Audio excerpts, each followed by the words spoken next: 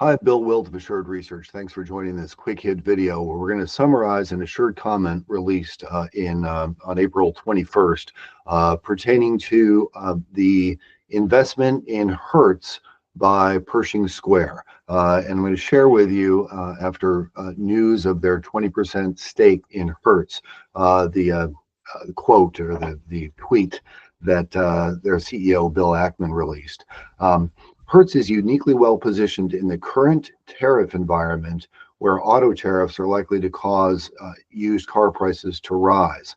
Hertz owns a fleet of over 500,000 vehicles valued at approximately $12 billion. A 10% increase in used car prices would equate to a $1.2 billion gain in its auto assets.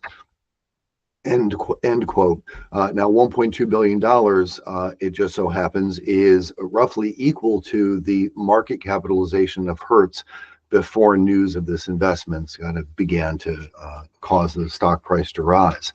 So our point in this assured comment is that what's good for Hertz in the short run isn't necessarily good for auto insurers, especially the auto physical damage line. Let me show you a couple of slides that are included in the assured comment. Bear with me.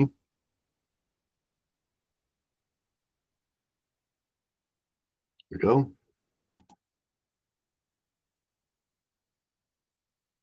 Okay, so hopefully you're seeing these.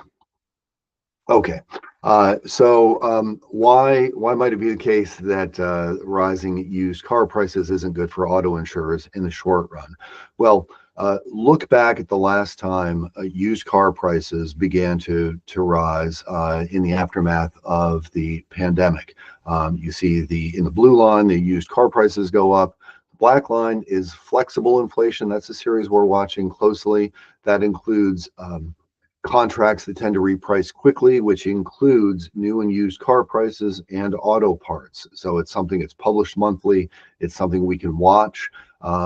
And look at, of course, the sharp rise that we're all familiar with in auto physical damage, the auto physical damage loss ratio, coincident with those increases. Now, then and now are not necessarily the same. In the immediate aftermath of the pandemic, of course, the driving ecosystem was changing radically. People were driving differently. It's a relatively stable driving ecosystem today. Not suggesting the auto physical damage loss ratio is going to shoot higher in the same way it did before, but there clearly is an impact, and we include in the assured comment quotes from auto executives at that time acknowledging that the increase in used car prices and car parts had a direct negative impact on the loss ratio. Also, auto insurers, need to demonstrate that used car prices and auto parts, that their inflationary impacts are impacting costs. In turn, then they can file for rate increases and increase revenue. So our point is rising used car prices and parts negatively impact margins before insurers can recoup costs with rate increases. Look at this as to the importance of the auto physical damage line. Look at this graph with data back to the year 2000.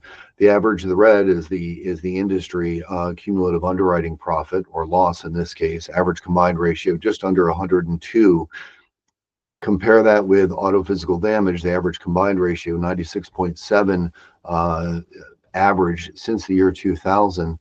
In the year 2024, the auto physical damage profits, it was an 87.5, I believe, or 88 combined ratio for the year 2024, private passenger auto physical damage. That accounted for 71% of industry underwriting profits and just a 5-point increase in the auto physical damage loss ratio, which is kind of sort of what some executives have guided to as the initial impact. That would have wiped out, were that to have happened in 2024, that would have wiped out 30% of industry underwriting profits. So clearly, auto physical damage matters, tariffs matter, used car prices and used car parts matter. One-time cost increase more so than a slope, as a point that's been made in the industry. Nevertheless, it's an increase in cost that needs to be dealt with. So there's more in the assured comment, more from us. If you just feel free to reach out if you'd like to receive our work on a trial basis. If you're a subscriber, thank you. And as I said, if you're interested in more, please just reach out. We'd be happy to start you on a trial to our work. And with that, I'll say thanks so much and have a great rest of your day.